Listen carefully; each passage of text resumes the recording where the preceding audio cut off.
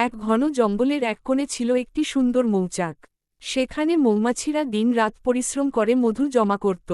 আর কাছেই এক গাছের নিচে ছিল পিঁপড়েদের রাজ্য, শৃঙ্খলা, পরিশ্রম আর শান্তিতে ভরা একটি সমাজ। সবকিছু ঠিকঠাক চলছিল, কিন্তু এক সকালে দেখা গেল মৌচাক থেকে মধু উধাও হচ্ছে। রানী মৌমাছি ভয়ে কেঁপে উঠে বললেন, কে আমাদের মধু চুরি করছে? রাগে ফেটে পড়ে তিনি আবার বললেন, নিশ্চয়ই পিঁপড়েরাই এই চুরি করছে।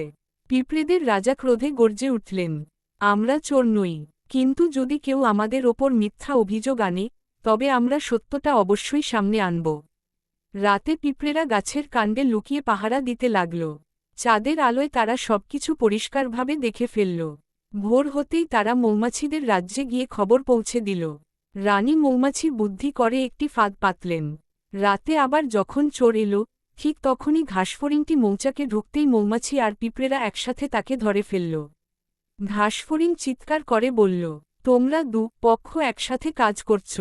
তখন এক পিঁপড়ে শান্তভাবে বলল, যখন অন্যায় হয়, তখন ছোট বড় দেখা যায় না।